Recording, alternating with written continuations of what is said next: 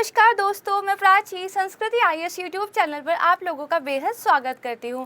आज के वीडियो में हम टारगेट प्रीलिम्स 2022 इस पर चर्चा करेंगे, जिसके तहत हम 5 से लेकर 8 मार्च का जो करंट अफेयर होगा प्रीलिम्स के लिहाज से जो भी इम्पोर्टेंट है उस पर डिस्कशन करेंगे। वीडियो स्टार्ट करने से पहले एक सूचना मैं आपके साथ शेयर करना चाहूँगी। संस्कृति आईएएस की ओर से सामान्य अध्ययन का एक फाउंडेशन बैच लॉन्च किया गया है, जो कि ऑफलाइन मोड और लाइव कोर्स दोनों में उपलब्ध है। इस कोर्स को ज्वाइन करने के लिए आप हमारी टीम से दिए गए नंबर पर संपर्क कर सकते हैं। साथ ही आप हमारी संस्कृति आईएएस की वेबसाइट को भी विजिट कर सकते हैं।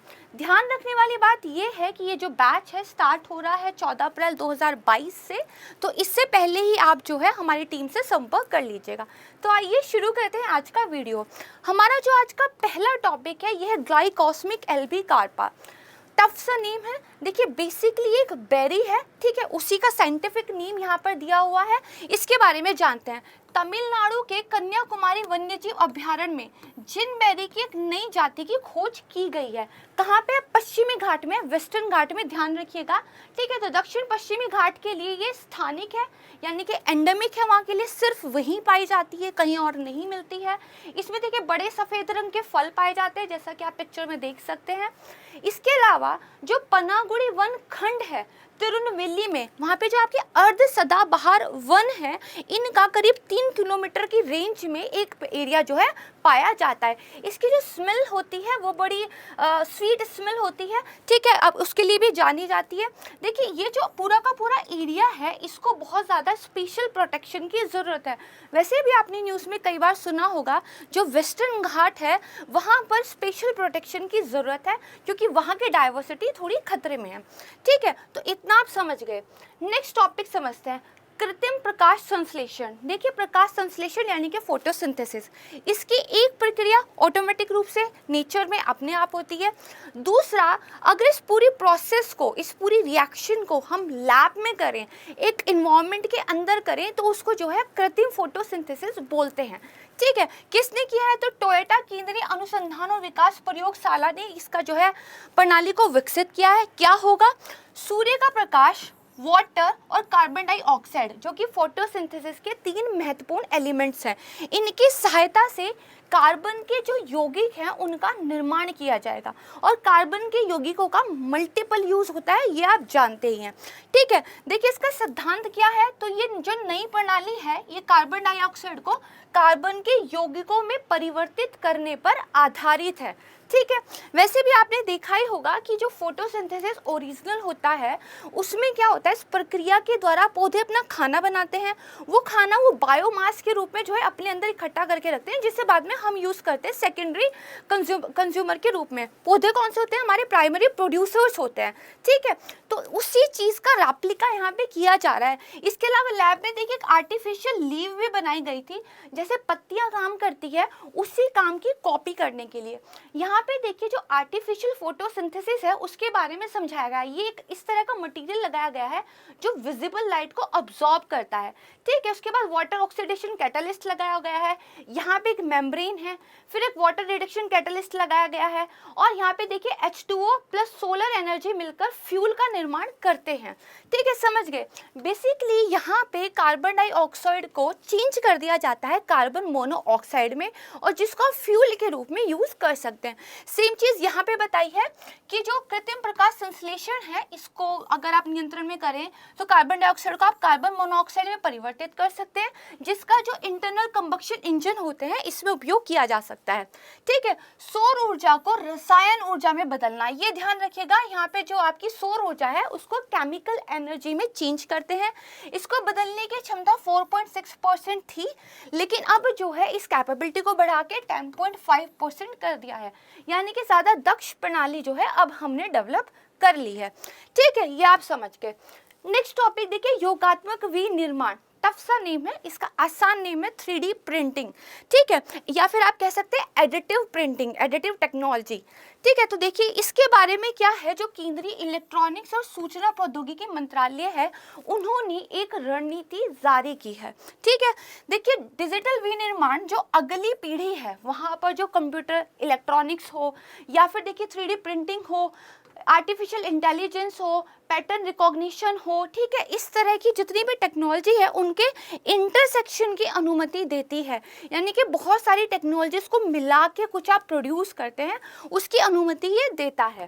ठीक है, देखिए 50 भारत विशिष्ट प्रौद्योगिकियां, 100 नए स्टार्टअप, 500 उत्पाद और 10 मौजूदा और नए विनिर्माण क्षेत्रों तथा 1 लाख नई जो है जनशक्ति के लक्ष्य को प्राप्त करने के लिए इस रणनीति को तैयार किया जा रहा है। मतलब गवर्नमेंट ने अपनी तरफ से कुछ लक्ष्य रखे हैं कि हम ऐसा कुछ करेंगे, 100 नए स्टार्टअप बनाएंगे, 1 लाख लोगों को इस फील्ड में जो है जॉब देंगे। ठीक है, तो देखिए बाजार में जो कि आर्टिफिशियल ये जो हमारी एडिटिव मैन्युफैक्चरिंग है इसके करीब 5% की हिस्सेदारी मार्केट में भारत के लिए लेना ये गवर्नमेंट का लक्ष्य है। और साथ ही 2025 तक जो हमारा सकल घरेलू उत्पाद यानी कि जीडीपी है उसमें 1 अरब अमेरिकी डॉलर जोड़ने का गवर्नमेंट का विजन है। इसके अलावा देखिए ये बताया है कि इसमें जो नवाचार है, जो इनोवेशन है, उसको पीपीपी मोड यानी कि पब्लिक प्राइवेट पार्टनरशिप के थ्रू जो है एक तरीके से किया जाएगा। देखिए इसके द्वारा क्या होगा, इलेक्ट्रॉनिक्स हो, फोटोनिक्स हो, चिकित्सा उपकरण हो, एग्रीकल्चर से रिलेटेड कुछ हो या फिर फूड प्रोसेसिंग इंडस्ट्री से रिलेटेड कुछ हो, उसके लिए जो एडिटिव मैन्युफैक्चरिंग है उसमें देखिए जो 3D प्रिंटर मशीन, मुद्रित स्वदेशी उत्पादों को विकसित करने के लिए एक प्रक्रिया को शामिल किया जाएगा। बेसिकली हर वो सेक्टर जहाँ पे 3D प्रिंटिंग का यूज हो सकता है वहाँ पर इसको प्रमोट करने की बात की जा रही है और साथ में इस टेक्नोलॉजी के माध्यम से हर एक सेक्टर में टेक्नोलॉजी अपग्रेडेशन की बात जो है की जा रही है। ठीक है, आपके लिए बस इतना पता होना चाहिए कि जो 3D प्रिंटिंग है वो क्या है। ठीक है, इसी को एडिटिव मैन्युफैक्चरिंग भी कहते हैं। और जो देखिए 3D प्रिंटिंग किस सिद्धांत पर काम करती है ये आपको कमेंट सेक्शन में मुझे बताना है। ठीक है, तो मैं आपके जवाब का इंतजार करूंगी। नेक्स्ट टॉपिक देखिए, जो ग्लेशियर्स हैं वो हमारे इन्वायरमेंट में कितना इम्पोर्टेंट रोल प्ले करते हैं ये आप सभी को पता है। तो ग्लेशियर्स पर मानवीय गतिविधियों का जो प्रभाव पड़ रहा है वो पहले की तुलना में आज के समय में बहुत ज़्यादा है और इसके बारे में नए नए अध्ययन होते रहते हैं। ऐसी एक और रिपोर्ट सामने आई है, उसमें ये कहा है कि अंटार्कटिका में जो ब्लैक कार्बन है उसकी डेंसिटी बढ़ रही है और जिसकी वजह से उस ग्लेशियर पर प्रतिकूल प्रभाव जो है पड़ रहे हैं। ब्लैक कार्बन क्या होता है पहले देखिए ये समझते हैं। तो देखिए जो ब्लैक कार्बन होता है, जब जीवाश्म ईंधन, लकड़ी या कोई भी ऐसा ईंधन जिसका अपूर्ण दहन हो यानी कि इम्पार्शियल कंबक्शन हो, तो उससे जो उत्सर्जित होती है एक राख, अगर मैं आपको मोटे तौर पर समझाना चाहूँ धूल, वो बेसिकली ब्लैक कार्बन होती है। और ये क्या करती है, एक सतह के रूप में, एक पपड़ी के रूप में अपने आसपास की चीज़ों पर चिपक जाती है। ग्लेशियर्स देखिए वाइट कलर के होते हैं। जब सूर्य का प्रकाश ग्लेशियर्स पर पड़ता है तो अपनी चमक की वजह से, अपनी ज़्यादा अल्बिडो की वजह से उसको रिफ्लेक्ट बैक कर देते हैं। तो जिस वजह से सूर्य की गर्मी ग्लेशियर्स को ज़्यादा प्रभावित नहीं कर पाती, लेकिन जब उन पर ब्लैक कार्बन की एक परत जम जाती है तो सूर्य के प्रकाश को सोखने लगती है, जिसकी वजह से ग्लेशियर्स का एल्बिडो कम हो जाता है और ग्लेशियर्स सूर्य की गर्मी को सोख रहे हैं, इस वजह से उनके मेल्ट होने की दर ज़्यादा बढ़ जाती है। और ग्लेशियर्स का पिघलना समुद्र के जो तल है उसको बढ़ाता है और जो आसपास रहने वाले समुद्री जो किनारों पे रहने वाले लोग हैं उनके लिए प्रॉब्लम्स क्रिएट करता है। ये चीज़ आपको ध्यान रखनी है। ठीक है, उसके बाद देखिए जो ये ब्लैक कार्बन का उत्सर्जन है ये कई सप्ताह तक वायुमंडल में रह सकता है, जिसकी वजह से वायुमंडलीय ताप में ये वृद्धि कर देता है। एल्बिडो वाला कॉन्सेप्ट मैंने आपको समझा दिया है। देखिए कौन कौन सी वो मानवीय गतिविधियां हैं जिनकी वजह से ये ब्लैक कार्बन ज़्यादा मात्रा में आ रहा है। तो हवाई जहाज हो गए, डीजल के बिजली संयंत्र हो गए, जनरेटर, हेलीकॉप्टर्स और ट्रक, इन सब में वृद्धि हो रही है। साथ में पर्यटन की वजह से मानवीय हस्तक्षेप ज़्यादा बढ़ रहा है इस एरिया में, तो ब्लैक कार्बन की सांद्रता बढ़ रही है, जिसकी वजह से इसके जो नेगेटिव जो इम्पैक्ट्स है वो बढ़ रहे हैं।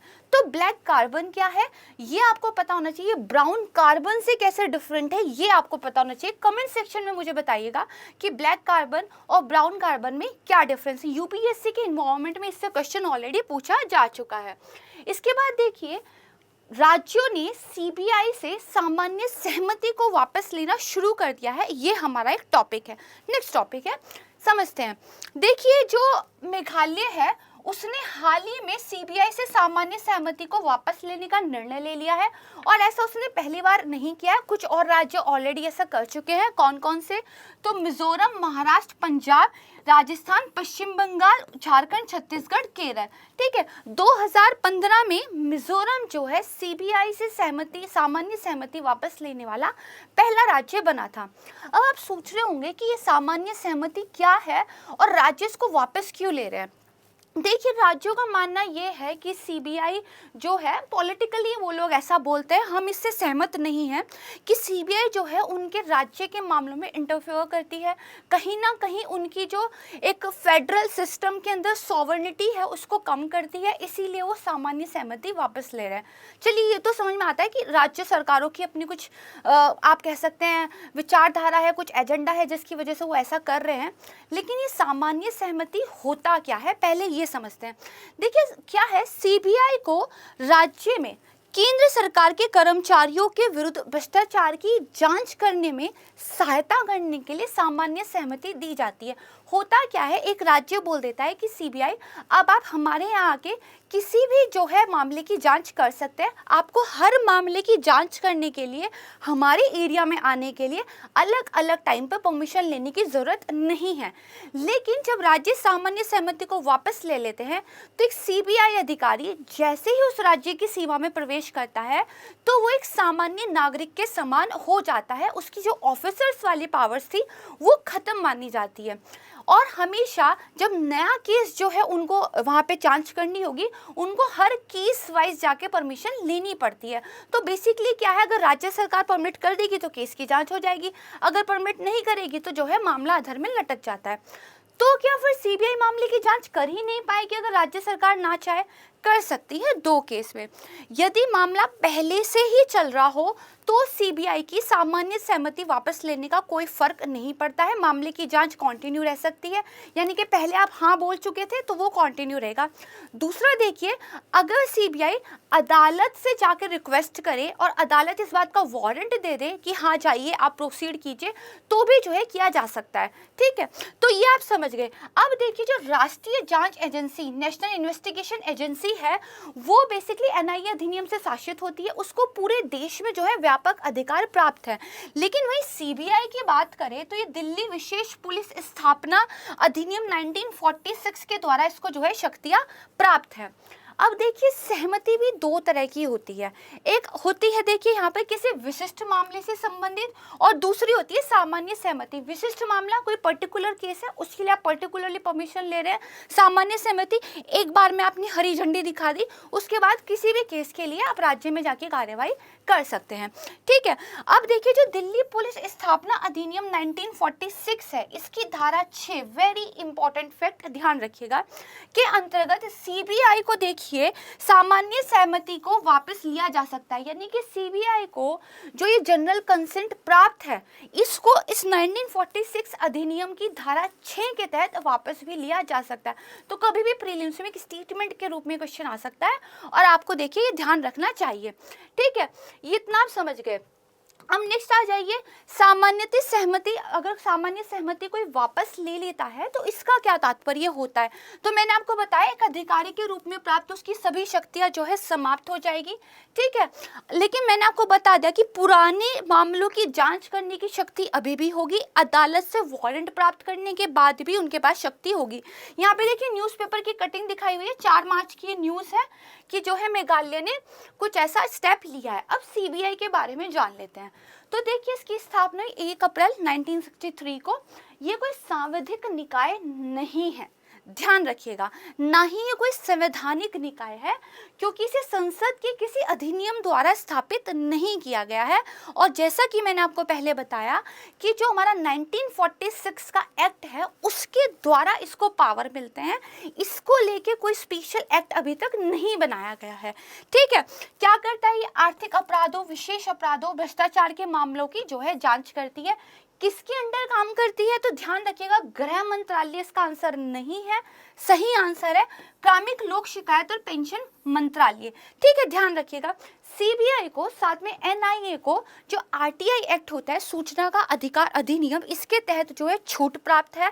इंटरपोल में हमारे यहाँ की पुलिस के रूप में सीबीआई जो है सहयोग करती है अंतर्राष्ट्रीय लेवल पर। ये सारे पॉइंट्स बहुत इंपॉर्टेंट है, आपको ध्यान रखने हैं, समझ गए। चलिए अब देखते हैं अपना नेक्स्ट टॉपिक। संविधान की जो 8वीं अनुसूची है ये न्यूज़ में है। क्यों न्यूज़ में है? देखिए, बिहार के जो मुख्यमंत्री हैं उन्होंने ये कहा है कि जो भोजपुरी लैंग्वेज है उसको संविधान की 8वीं अनुसूची में सम्मिलित जो 22 भाषाएं हैं उसमें 23वीं भाषा के रूप में स्वीकार करना चाहिए। तो इसीलिए देखिए न्यूज़ में इतना आप समझ गए। देखिए भाग जो आपका संविधान का 17 है उसमें 43 से लेकर अनुच्छेद 351 तक आधिकारिक भाषाओं से संबंधित प्रावधान दिए गए हैं। एक दो इंपॉर्टेंट आर्टिकल है उनकी हम चर्चा कर लेते हैं। यहाँ पर देखिए जिन लैंग्वेजेस को इसमें शामिल किया गया है उनका नाम दिया गया है, इसको आप देख सकते हैं। अब देखिए अनुच्छेद 344 क्या कहता है। अनुच्छेद 344 ये कहता था कि संविधान की स्टार्टिंग से 5 वर्ष समाप्त होने पर राष्ट्रपति द्वारा एक आयोग का गठन जो है किया जाएगा। 351 क्या कहता है, हिंदी भाषा के विकास, इसका प्रचार प्रसार करने के संबंध में कुछ प्रावधान है। ठीक है, अभी देखिए बताया गया है कि कितनी भाषाएं हैं, तो टोटल 22 भाषाएं हैं। यहाँ पे स्क्रीनशॉट दिया गया है न्यूज़पेपर का कि स्पेशल स्टेटस की मांग मानने के बाद अब देखिए वो बिहार के लिए भोजपुरी को 8th शेड्यूल में शामिल करना चाहते हैं। ये हो गया। नेक्स्ट टॉपिक देखिए परिसीमन से रिलेटेड है। क्यों? तो देखिए जम्मू कश्मीर का अभी एक डिलिमिटेशन आयोग गवर्नमेंट ने वहाँ पे बनाया है जो वहाँ की कॉन्स्टिट्यूएंसी में परिसीमन करेगा। लेकिन कुछ राजनीतिक पार्टियों का, कुछ जो स्वतंत्र पर्यवेक्षक है उनका ये कहना है कि बेसिकली ये संविधान का उल्लंघन करता है, क्योंकि इसकी वजह से जम्मू कश्मीर के अंदर छोटे छोटे आइलैंड बन जाएंगे वोटर्स के, और गवर्नमेंट अपने हितों के लिए ऐसा कर रही है। खैर ये एक पॉलिटिकल पूरा का पूरा मामला है, इसमें हम नहीं जाएंगे। हमें ये पता होना चाहिए कि परिसीमन क्या होता है। तो देखिए विधायी निकाय वाले जहाँ पे लेजिस्लेचर है, ऐसा कोई भी राज्य उसमें क्षेत्रीय निर्वाचन क्षेत्रों की सीमा का निर्धारण करना परिसीमन कहलाता है। समझते हैं, मान लीजिए ये देखिए उत्तराखंड का एक राज्य है, यहाँ पर अब क्या होना है, विधानसभा के चुनाव होने हैं। तो इसकी सारी जनसंख्या को बराबर बांटने के लिए परिसीमन कर दिया जाता है ताकि एक प्रतिनिधि बराबर जनसंख्या पर आए, यानी कि 1 लाख लोगों पर एक प्रतिनिधि आना चाहिए, समान रूप से वितरण। ऐसा ना हो कि किसी कॉन्स्टिट्यूंसी में 2 लाख लोग एक को चुन रहे हैं, कहीं पे 50,000 एक को चुन रहे हैं। नहीं, इक्वल रिप्रेजेंटेशन के सिद्धांत को फॉलो करने के लिए परिसीमन किया जाता है। एक राज्य की जनसंख्या को, उसके क्षेत्र को इक्वल जो है कॉन्स्टिट्यूंसीज में बांटा जाता है ताकि समान जनसंख्या एक समान प्रतिनिधियों को चुन सके, अपने वोट के अधिकार का यूज कर सके। तो इसी के लिए होता है। देखिए जम्मू कश्मीर की बात करें तो जम्मू कश्मीर पुनर्गठन अधिनियम 2019 के द्वारा जो केंद्र शासित प्रदेश है उसके लोकसभा और विधानसभा क्षेत्रों का फिर से निर्धारण करने के लिए जम्मू कश्मीर परिसीमन आयोग का गठन किया गया था। क्यों फिर से किया गया? तो हम जानते ही हैं कि जम्मू कश्मीर पुनर्गठन अधिनियम ने क्या किया था, इसको एक राज्य से हटा के यूटी बना दिया था। ठीक है, तो ये देखिए बताया गया जम्मू कश्मीर लद्दाख को केंद्र शासित प्रदेशों में विभाजित कर दिया गया था, इसीलिए इसके परिसीमन की आवश्यकता जो है आ पड़ी है। पॉलिटी में इसका चैप्टर दिया हुआ है बहुत अच्छे से, वहां से जाके अच्छे से पढ़िएगा। ठीक है, इसके अलावा देखिए जो भी परिसीमन की प्रक्रिया होती है, पहली बात तो एक बहुत उच्च अधिकार प्राप्त जो आयोग होता है उसके द्वारा संपन्न की जाती है। इसको कानून के समान शक्तियां प्राप्त होती हैं। वेरी इंपॉर्टेंट फैक्ट कि इसको न्यायालय में चुनौती नहीं दी जा सकती। ठीक है, तो जो कह दिया वो हो गया। ठीक है, अब यहाँ पे देखिए न्यूज़पेपर में कटिंग दी है कि जम्मू कश्मीर डिलिमिटेशन पैनल है उसको ग्रांट की गई एक्सटेंशन 2 मंथ की। मार्च में एक्चुअली उनका जो एक पीरियड था वो खत्म होने वाला था, बट उनका काम अभी बाकी रहता है तो थोड़ी एक्सटेंशन उनको मिली है। आते हैं नेक्स्ट टॉपिक की तरफ, जो आपका राष्ट्रीय बाल अधिकार संरक्षण आयोग है ये चर्चा में। क्यों? क्योंकि 17वां स्थापना दिवस देखिए मनाया गया है। जो ये आयोग है इसकी स्थापना हुई थी 2005 में। कैसे हुई थी? एक अधिनियम के द्वारा, बाल अधिकार संरक्षण आयोग अधिनियम 2005 के द्वारा। तो आप समझ गए इसकी स्थापना एक अधिनियम के द्वारा हुई है तो एक सांविधिक आयोग हो गया। सीबीआई का ऐसा कुछ नहीं था, तो ना वो संवैधानिक था ना वो सांविधिक था। समझ गए? ठीक है, किसके अंदर काम करता है? तो महिला और बाल विकास मंत्रालय के प्रशासनिक नियंत्रण में काम करता है। अब अगर आपसे कभी ये पूछ लिया जाए कि एक बालक की परिभाषा क्या है, तो 0 से लेकर 18 वर्ष की आयु तक के जो बच्चे होते हैं उनको बालक की श्रेणी में रखा गया है। अब जो राष्ट्रीय बाल अधिकार संरक्षण आयोग है, इसका गठन क्या किया गया है? तो एक अध्यक्ष है, 6 सदस्य होते हैं, जिसमें कम से कम 2 महिलाएं होनी आवश्यक है, ध्यान रखिएगा। ठीक है, इसकी नियुक्ति किनके द्वारा की जाती है? तो केंद्र सरकार के द्वारा की जाती है। कार्यकाल होता है 3 वर्ष का। ठीक है, अधिकतम आयु जो हो सकती है अध्यक्ष की वो 65 वर्ष तक हो सकती है, सदस्यों की 60 साल तक हो सकती है। ठीक है, पॉलिटी में दिया हुआ है, ध्यान से देखिएगा। अभी हमने बाल अधिकार संरक्षण आयोग की बात की। नेक्स्ट जो हमारा टॉपिक है यह है United nation human right commission के बारे में। देखिए ये क्यों न्यूज़ में है, यहाँ पर अभी रशिया के खिलाफ एक प्रस्ताव लाया गया था जिसमें इंडिया ने अब्सटीन किया था, तो इसलिए ये जो संस्था है ये न्यूज़ में है। समझते हैं। देखिए इस परिषद का पुनर्गठन हुआ था 2006 में। पुनर्गठन क्यों हुआ था? क्योंकि इससे पहले एक संस्था ऑलरेडी काम कर रही थी, पर वो बहुत ज़्यादा विवादों में रहती थी। उसका नाम क्या था? संयुक्त राष्ट्र मानवाधिकार आयोग के स्थान पर जो है इसको बनाया गया था। मुख्यालय इसका कहाँ पे? तो हेडक्वार्टर है इसका जिनेवा, स्विट्जरलैंड में। अब देखिए 47 सदस्य वर्तमान में है। पूरे विश्व का भौगोलिक प्रतिनिधित्व सुनिश्चित करने हेतु सीटों का आवंटन हर साल किया जाता है। ठीक है, इसके अलावा देखिए एक सीट पर 2 कार्यकाल से ज़्यादा की अनुमति नहीं है, और देखिए 3 वर्षों के कार्यकाल के लिए सदस्य जो है निर्वाचित होते हैं। इसके कार्य का क्या है? तो नाम से ही पता है ह्यूमन राइट कमीशन है। तो देखिए क्या हो जाएंगे कि इसके सभी 193 सदस्य हैं वो मानव अधिकार विषयों पर गैर बाध्यकारी प्रस्ताव पारित करते हैं, यानी कि नॉन बाइंडिंग प्रस्ताव। अगर कहीं पर कुछ अपराध हो रहा है तो एक रेजोल्यूशन जो है पास करते हैं, ध्यान ये रखना वो नॉन बाइंडिंग होता है। ठीक है, ये आप समझ गए। आ जाइए नेक्स्ट टॉपिक की तरफ। मैप इन न्यूज़ की अगर हम बात करें तो एक न्यूक्लियर पावर रिएक्टर न्यूज़ में है। जापोरिजिया परमाणु ऊर्जा संयंत्र, ये कहाँ पे है? यूक्रेन में है। यूरोप का सबसे बड़ा परमाणु ऊर्जा संयंत्र है। मैंने आपको पहले भी बताया था, ये इसलिए न्यूज़ में है क्योंकि रशिया के द्वारा इस पर जो है कब्जा एक तरीके से कर लिया गया, और ये चिंता जताई जा रही है कि इस उथल पुथल की सिचुएशन में अगर इसका ध्यान नहीं रखा गया तो लीकेज जैसी घटनाएं कहीं फिर से ना आ जाए। मैप में अगर इसकी लोकेशन की बात करें तो देखिए सी ऑफ अजोव यहाँ पर दिया हुआ है।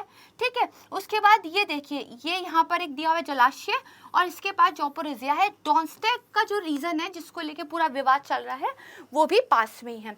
2 चीज़ों का आप ध्यान रखिएगा, तो नीपर रिवर ये आपको पता होना चाहिए। इसके अलावा काखोवका जलाशय ये आपको पता होना चाहिए। कभी भी क्वेश्चन पूछा जा सकता है कि ये कहाँ पर स्थित है, तो मैप के हिसाब से ये जो है आपके लिए इंपॉर्टेंट हो जाता है।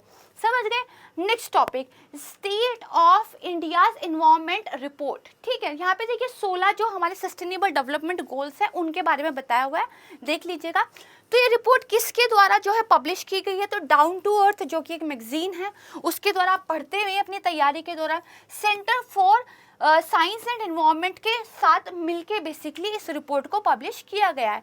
तो आपको इतनी नॉलेज तो होनी चाहिए कि ये रिपोर्ट का नाम है, इसको इसके द्वारा पब्लिश किया गया है। ठीक है, समझ गए। तो देखिए रिपोर्ट में क्या क्या बताया गया है, तो जलवायु परिवर्तन पर, प्रवासन पर, स्वास्थ्य और खाद्य प्रणालियों पर क्लाइमेट चेंज का क्या प्रभाव पड़ रहा है उसके बारे में है ये।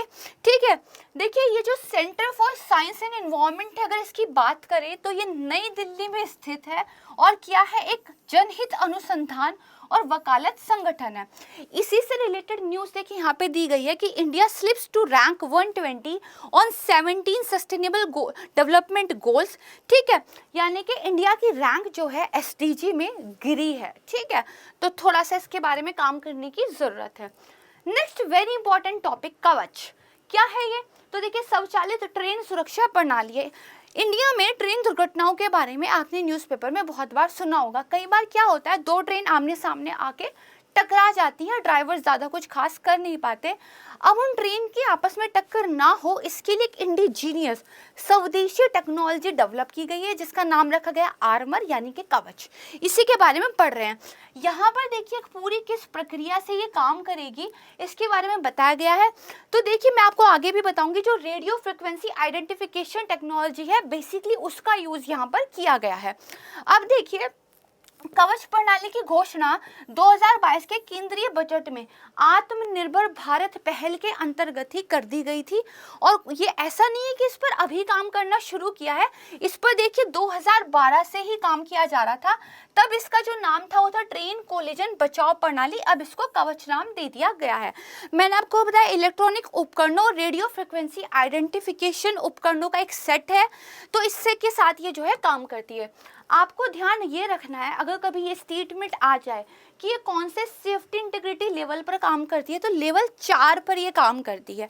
बहुत ज़्यादा लागत प्रभावी है, ठीक है, बहुत कम पैसों में हमने इसको डेवलप किया है और आगे चल के हम इसको एक्सपोर्ट भी करेंगे। साथ ही हम ये भी योजना बना रहे हैं कि इंटरनेशनली जो और सिस्टम है उनके साथ इसको जो है समन्वय करके बनाया जा सके, ठीक है। तो ये आप समझ गए। नेक्स्ट टॉपिक पे आ जाइए। देखिए हमने पढ़ा था जब हमने बजट और इकोनॉमिक सर्वे डिस्कस किया था कि गवर्नमेंट जो है LIC के IPO लॉन्च करने की योजना बना रही है, इनिशियल पब्लिक ऑफरिंग। अब देखिए सरकार ने क्या किया है, IPO लॉन्च करने से पहले अपनी FDI की पॉलिसी में थोड़ा सा चेंज किया है, समझते हैं।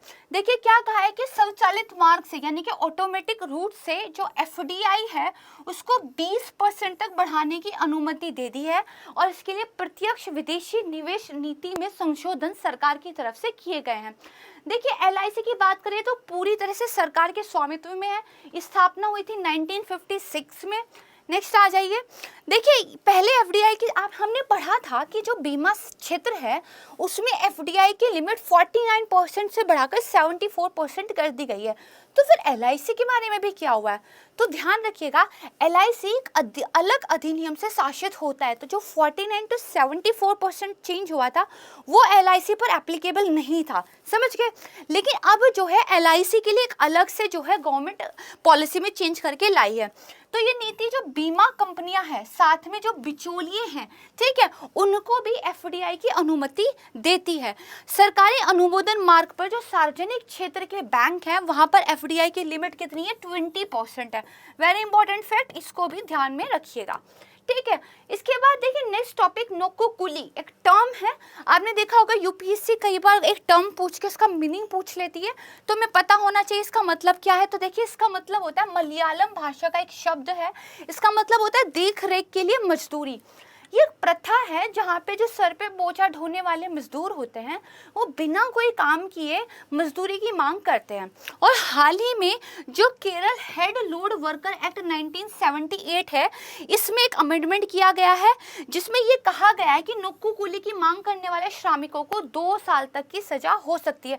बेसिकली एक तरीके की जबरन वसूली कहलाई जाती है, क्योंकि आपने कुछ काम नहीं किया है, आप जबरदस्ती पैसे मांग रहे हैं, समझ गए। नेक्स्ट आ जाइए, फायर रेडी फॉर्मूला, ये न्यूज में है, क्यों है, तो यूनाइटेड नेशन एनवायरनमेंट प्रोग्राम इसने कहा है कि भविष्य में वनाग्नि जंगलों में लगने वाली जो आग है उसको लेके सरकारों को कुछ कदम उठाने होंगे, ठीक है। तो इन्होंने क्या बताया है कि देखिए जंगलों की आग की घटनाओं में तीव्र वृद्धि होगी और अगर 2021 की बात करें तो अफ्रीका महाद्वीप वनाग्नि से सबसे ज़्यादा प्रभावित था। यहाँ पे इसने जो फायर रेडी फॉर्मूला है इसमें आपको बस इतना ध्यान रखने की ज़रूरत है, सरकारें जो बजट का आवंटन कर रही हैं वनाग्नि को रोकने के लिए, उस बजट आवंटन का अंदर किस तरीके से क्लासिफिकेशन हो ये बताया गया। जैसे इन्होंने कहा 66% हिस्सा तो आप नियोजन के लिए रखें, रोकथाम तैयारी रिकवरी के लिए रखें, जबकि बाकी का हिस्सा आप रिस्पॉन्स के लिए रखें। यानी कि चीज़ों को ठीक करने के लिए, चीज़ें खराब ही ना हो इसके लिए ज़्यादा हिस्सा रखना है, और एक बार चीज़ें खराब हो गई हैं उसके हिसाब से आप उसको ठीक कर रहे हैं उसके लिए थोड़ा कम हिस्सा रखना है, ठीक है, प्रिपेयर आपको बेटर तरीके से करना है। यहाँ पे देखिए बताया गया है 2030 तक जंगल में जो आग लगने की घटनाएं हैं उसमें कितनी 14% की वृद्धि हो सकती है, वहीं 2050 तक ये 33% तक भी जा सकता है, ठीक है, समझ गए। इसके बाद देखिए एक टॉपिक है बहुत ज़्यादा इंपॉर्टेंट, तो मैं नहीं मानती हूँ बट न्यूज़ में है तो आपको थोड़ा सा पता होना चाहिए। जो भाखड़ा ब्यास प्रबंधन बोर्ड है इसमें सदस्यों का चयन किस बेस पर होगा, इसके कुछ जो मापदंड हैं वो गवर्नमेंट ने बदल दिए हैं। ये जो मापदंड जो सरकार ने बदले हैं, इसकी वजह से क्या हो गया है, जो वहीं के मेंबर्स थे, जो पंजाब वगैरह के मेंबर्स थे, वही एलिजिबल नहीं रहे हैं, तो इसलिए वो इसका विरोध कर रहे हैं और इसीलिए ये न्यूज़ में है।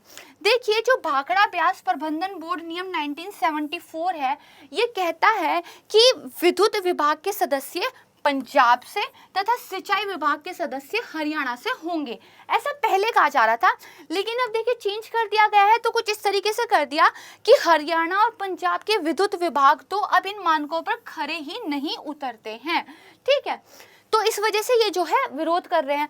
अब देखिए, वर्ष 1960 में सिंधु जल संधि जो हुई थी, जिसके बारे में मैंने पढ़ा भी है, उसमें रावी, व्यास, सतलुज, ठीक है, इनका जल किसको दिया गया? भारत को आवंटित किया गया। हमें पता है ये वाली चीज। तो देश और जो जिसका हम यूज क्या करते हैं, सिंचाई के उद्देश्यों के लिए यूज करते हैं। सतलुज पर देखिए भाखड़ा, देहर और ब्यास पर देखिए बिजली परियोजनाओं का निर्माण किया जा रहा है। और जो ये भाखड़ा नागल प्रबंधन बोर्ड है, ये इन परियोजनाओं को नियंत्रित करता है। इन पे जो खर्चा होता है उसको भी जिन राज्यों को बेसिकली उस सिंचाई का, उस बिजली का लाभ मिल रहा है, उनके बीच आपस में बांट के जो है एक तरीके से शेयर कर लिया जाता है। ठीक है, इतना समझ गए। नेक्स्ट टॉपिक, मानवीय गलियारे। ये न्यूज़ में है, क्यों? देखिए, यूक्रेन और रशिया में वॉर चल रहा है। जब वॉर चलता है तो ये नहीं देखा जाता कि कौन दुश्मन है और कौन नहीं, और सीधे जो है एक तरीके से हमला किया जाता है। लेकिन जो मेडिकल टीम मेडिकल की सर्विसेज दे रही है, जो लोग फूड सप्लाई कर रहे हैं, जो लोग सिविलियंस की हेल्प कर रहे हैं, वो किसी से लड़ नहीं रहे, वो किसी के पक्ष में नहीं है, वो बस पीड़ितों की मदद कर रहे हैं। तो कम से कम उनको तो हमले से बचाना होगा।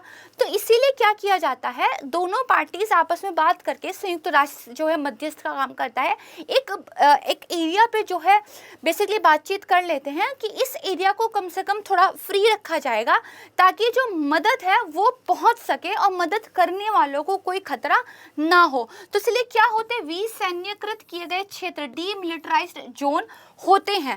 ठीक है, बेसिकली इनको अस्थायी युद्ध विराम के रूप में भी देखा जाता है कि अगर मानवीय गलियारों को परमिशन दे दी है जिसने युद्ध किया है उस पार्टी ने, तो कहीं ना कहीं आने वाले टाइम में एक युद्ध विराम भी शायद हो सकता है।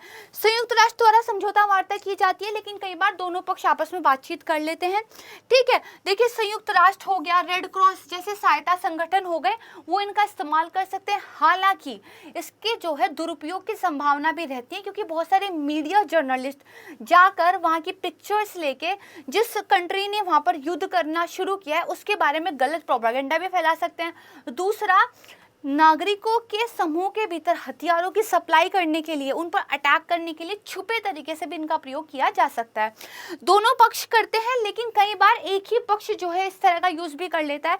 बर्लिन की नाकाबंदी हमने बहुत डिटेल में पढ़ा था, उस टाइम मैंने आपको बताया था, रूस ने जब बर्लिन को घेर लिया था तो वहाँ के लोगों को एयर के द्वारा जो है फूड वगैरह पहुँचाया गया था।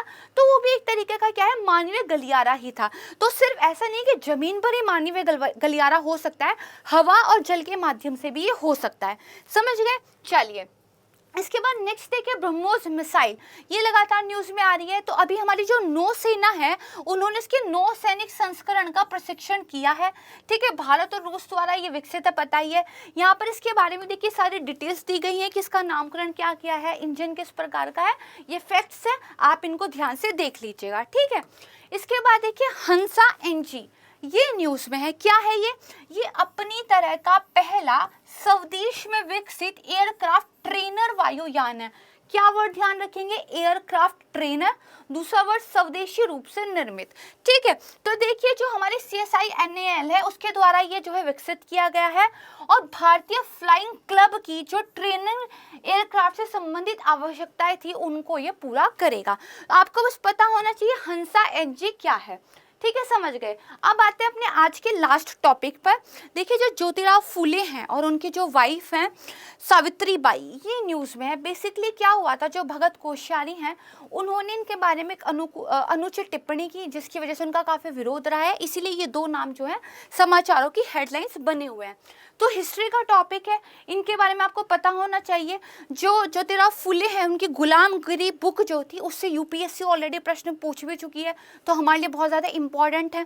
ठीक है, तो देखिए इन्होंने समान शिक्षा के अवसर सुनिश्चित करने में महत्वपूर्ण भूमिका निभाई थी, इसीलिए पहली पीढ़ी की आधुनिक नारीवादी, फर्स्ट जनरेशन की फेमिनिस्ट इनको जो है माना जाता है। ठीक है, इसके अलावा इन्होंने अपने पति के साथ मिलकर लड़कियों के लिए स्कूल भी खोले थे। ठीक है, 1848 में भारत की पहली महिला शिक्षिका बनी थी। इसके अलावा देखिए जो पुणे विश्वविद्यालय है उसका नाम 2015 में बदलकर सावित्रीबाई फूले के नाम पर कर दिया गया था। ये इनके बारे में जाना। यहाँ पे देखिए ज्योतिराव फूले के बारे में बताया गया है। तृतीय रत्न गुलामगिरी, ठीक है, श्वेत कर्याचा आसूद या फिर कल्टीवेटर विपकार्ड, सत्यशोधक, समाजोत्कल, मंगलकाष्टक सर्वक, I am sorry for my pronunciation, थोड़ा टफ नेम है। ये सारी और पूजा विधि इनके द्वारा लिखी गई बुक्स है, आपको पता होनी चाहिए। ठीक है, देखिए यूपीएससी जब एक बार किसी टॉपिक से प्रश्न पूछ लेती है तो ये आपके लिए की होती है अगले पेपर की तैयारी करने के लिए। इसका मतलब वो टॉपिक उनके लिहाज से महत्वपूर्ण है तो आपकी तैयारी के लिहाज से भी महत्वपूर्ण हो जाता है। तो मुझे उम्मीद है यहाँ तक आप जो है चीज़ों को समझ गए होंगे, और अगर वीडियो जो है आपको समझ में आई है तो इसको लाइक शेयर और सब्सक्राइब ज़रूर कीजिएगा। अगर आपने अभी तक चैनल को सब्सक्राइब नहीं किया है तो ज़रूर कीजिएगा, वीडियो को ज़्यादा से ज़्यादा शेयर कीजिए। और वीडियो थोड़ा लंबा हो गया क्योंकि हमने 3 दिन का करंट अफेयर इसके अंदर जो है डिस्कशन में लाए हैं। नेक्स्ट 3 डे का करंट अफेयर बहुत जल्दी हम लेकर आ जाएंगे। तो आज के लिए बस इतना ही। संस्कृति IAS की पूरी टीम की तरफ से आप सभी को बेहद धन्यवाद। नमस्कार।